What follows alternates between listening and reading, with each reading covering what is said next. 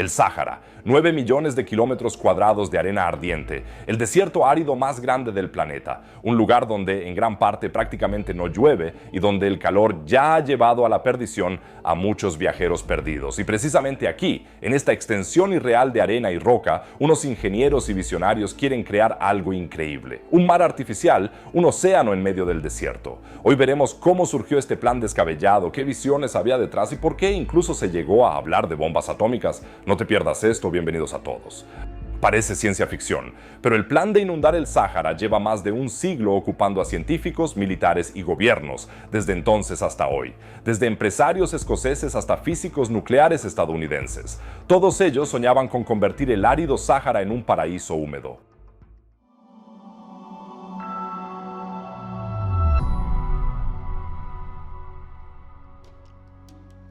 La historia empieza en 1878. Donald Mackenzie, un empresario escocés, regenta un puesto comercial en la costa de África Occidental. Las mercancías procedentes de África Central le llegaban a través de caravanas que atravesaban el Sáhara durante semanas. Lento, laborioso, limitado.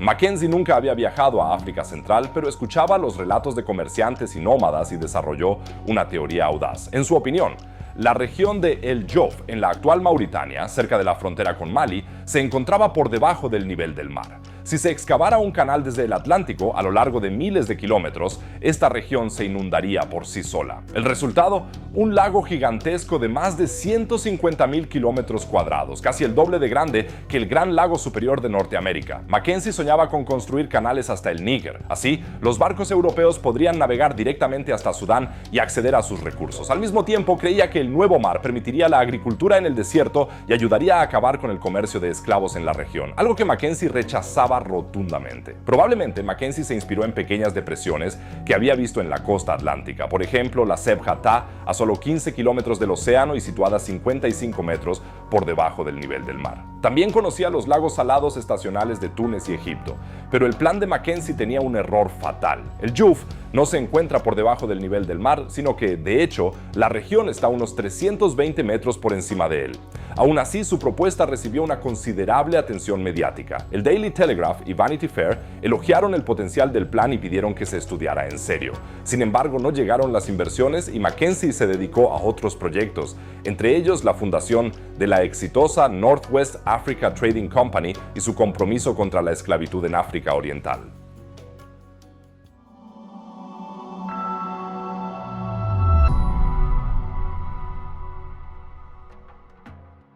En la década de 1870, Ferdinand de Lesseps era uno de los franceses más famosos del mundo. En 1869 había inaugurado el Canal de Suez. El gobierno francés le concedió el prestigioso título nobiliario de vizconde.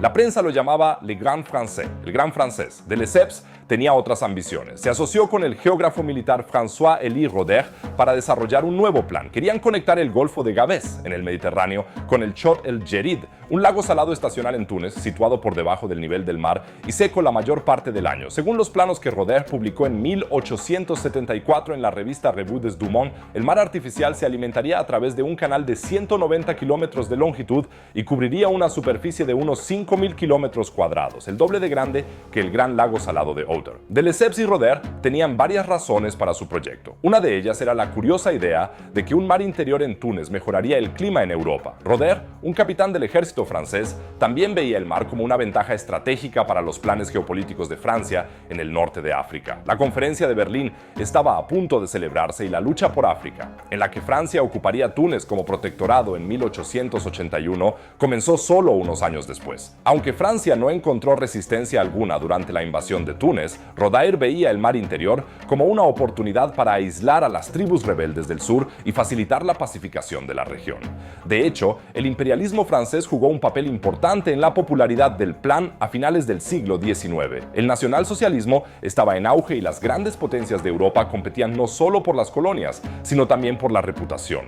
Roder creía que el Chott el Djerid era, de hecho, la ubicación de la bahía de Tritón, una masa de agua descrita en textos griegos antiguos. Según la mitología griega, algún día llegaría un descendiente de los legendarios acronautas y fundaría 100 ciudades griegas alrededor de la bahía. La recreación simbólica de la bahía de Tritón debía demostrar que Francia era la heredera de los valores europeos de la Ilustración, que tenían su origen en Grecia, y que era la sucesora legítima del Imperio Romano, a diferencia de rivales como Gran Bretaña, Alemania e Italia. Rodaer logró convencer a de Lesseps de que se sumara al plan, asegurándole que el mar interior mejoraría considerablemente el clima y con ello las condiciones económicas de Argelia y Túnez. En teoría, el agua evaporada podría generar nubes que estabilizaran las temperaturas y los arroyos que normalmente se secaban antes de llegar al Chott el Djerid se convertirían en ríos que regarían las tierras circundantes para la agricultura.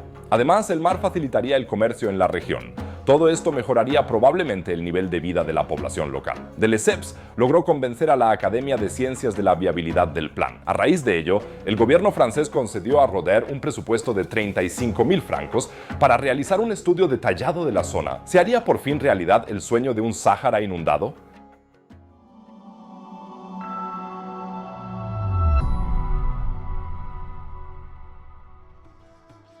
Rodaer llevó a cabo 2 expediciones, pero los resultados fueron decepcionantes. Mucho menos terreno de lo que se pensaba estaba por debajo del nivel del mar, sobre todo las zonas más cercanas al Mediterráneo. Él y de Lesseps tuvieron que cambiar sus planes, un canal mucho más largo y un mar más pequeño. La Academia Francesa decidió que el proyecto ya no era viable. Los costes superarían con creces los 1.000 millones de francos, mucho más que la estimación inicial de 25 millones de francos. Un franco francés en 1880 equivalía a unos 0,29 gramos de oro. 1.000 millones de francos equivalen hoy en día a unos 17.000 millones de dólares. El gobierno francés retiró su financiación, pero de Lesseps y Rodaer no se rindieron. Con su propio dinero fundaron la Société d'études de la mer intérieure africaine, la Sociedad para los Estudios del Mar Interior Africano.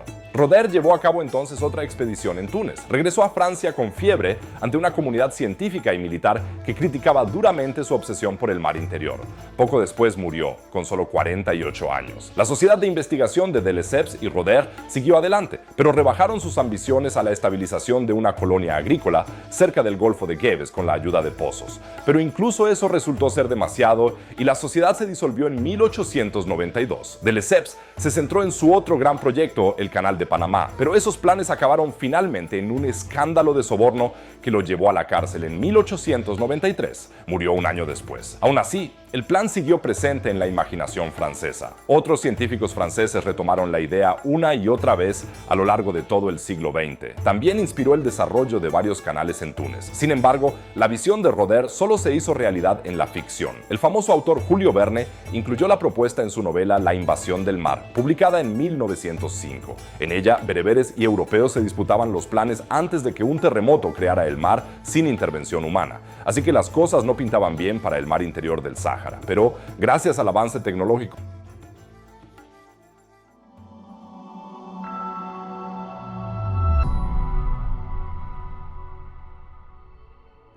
a mediados del siglo XX les tocó a los estadounidenses retomar la idea de crear un mar en el Sáhara. Su idea era un poco más drástica. Querían abrir un cráter en el desierto con bombas atómicas. Lejos de ser una idea descabellada y marginal, esta propuesta formaba parte del proyecto Blowshare, un programa del gobierno federal de Estados Unidos que tenía como objetivo encontrar aplicaciones pacíficas de ingeniería para los artefactos nucleares. El proyecto, iniciado en 1957, formaba parte de la iniciativa global Átomos para la Paz, promovida en 1953 por el presidente Dwight D. Eisenhower. El proyecto Blowshare se volvió bastante creativo. El lago del Sáhara ni siquiera fue la propuesta más ambiciosa. Por ejemplo, el proyecto Carrier habría atravesado las montañas Bristol en el desierto de Mojave para hacer sitio a la Interestatal 40 y al ferrocarril de Santa Fe, usando 22 explosiones nucleares. También hubo propuestas para la minería y otros fines subterráneos, como conectar acuíferos subterráneos y acceder a yacimientos de petróleo y gas natural. Sin embargo, el principal objetivo del proyecto Blowshare parecía centrarse en la manipulación de las vías navegables. Una de las propuestas que se barajaron en serio fue el proyecto Chariot, un plan para crear un puerto totalmente artificial en Cape Thompson, en la costa noroeste de Alaska. Este plan se abandonó finalmente después de que varios estudios sobre la lluvia radiactiva, transportada a la zona desde los campos de pruebas nucleares, demostraran que afectaría negativamente al medio ambiente y a la población locales. Pero hubo propuestas aún más ambiciosas, como la ampliación del Canal de Panamá, la creación de un canal panatlántico atlántico completamente nuevo a través de Nicaragua y la apertura de una ruta alternativa al Canal de Suez a través del desierto del Negev en Israel hasta el Golfo de Aqaba en el Mar Rojo. Esta última propuesta habría requerido la creación de una vía navegable de más de 250 kilómetros de longitud, más de un 25% más larga que el propio Canal de Suez, utilizando 520 ojivas nucleares con una potencia de 2 megatones cada una. Eso equivale a 125 veces la potencia de la bomba atómica lanzada sobre Hiroshima. Este plan radical cobró fuerza porque el Canal de Suez se había convertido en una de las piezas estratégicas más importantes de la Guerra Fría, especialmente después de que el gobierno egipcio lo nacionalizara en 1956, lo que provocó la crisis de Suez. Estados Unidos quería una alternativa en un país aliado, y además de todas estas propuestas más dramáticas, los funcionarios que participaban en el proyecto Blowshare también sugirieron el uso de armas nucleares como solución al problema del Mar del Sáhara. Una idea era utilizar 213 bombas atómicas de 1,5 megatones cada una como parte del proyecto Qatarasenke. Este proyecto tenía como objetivo crear un mar interior en el norte de Egipto. Las explosiones crearían un canal desde el mar Mediterráneo hasta la depresión, situada a unos 60 metros por debajo del nivel del mar. Esto generaría un mar interior con alta evaporación, lo que daría lugar a un flujo constante de agua que podría aprovecharse para la energía hidroeléctrica. Algunos incluso propusieron usar explosiones nucleares para revivir los planes de Lesseps y Roder para los shots tunecinos, pero ninguno de estos planes se llevó a cabo. La creciente oposición mundial a las tecnologías nucleares, sobre todo tras la crisis de Cuba, hizo que el proyecto Blowshare perdiera impulso, hasta que la financiación se suspendió por completo en 1977.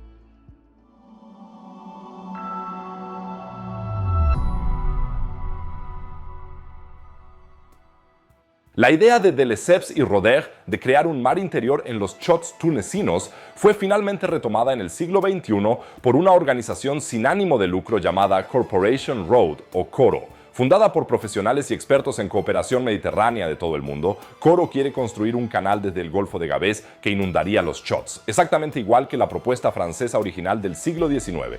CORO afirma que el proyecto beneficiaría enormemente a Túnez y a toda la región mediterránea de diversas maneras. En un país con una tasa de desempleo juvenil de alrededor del 35%, la economía se beneficiaría de un gran número de nuevos puestos de trabajo. El mar interior también frenaría la desertificación. La evaporación del mar provocaría un aumento de las precipitaciones y de la nubosidad. Estos cambios climáticos podrían facilitar la agricultura, la piscicultura y la ganadería en la zona, además de impulsar el turismo. Por último, la mejora económica reduciría la migración desde Túnez hacia la Unión Europea, especialmente hacia Italia, y en cambio convertiría a la propia Túnez en un imán para la mano de obra migrante del norte de África. El Mar del Sáhara de CORO se encuentra todavía en fase de preparación, pero en 2018 recibió la autorización del gobierno tunecino, un primer paso importante.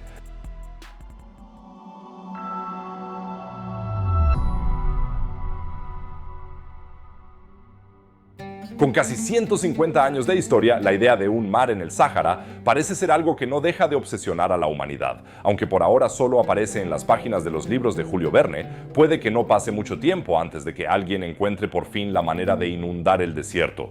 Desde soñadores escoceses hasta imperialistas franceses, pasando por físicos nucleares estadounidenses. El plan de inundar el Sáhara muestra hasta dónde pueden llegar las ambiciones humanas. La pregunta es, ¿fue alguna vez una visión realista o solo el sueño de personas que creían poder moldear la naturaleza a su antojo? No dudéis en escribir en los comentarios lo que pensáis. ¿Es una buena idea crear un lago en el Sáhara o es una megalomanía poco realista? Tengo muchas ganas de leer vuestros comentarios y debates y por favor, disculpadme si he pronunciado mal algún nombre. Por lo demás, diría que nos vemos en el próximo video. Que os vaya bien, chicos.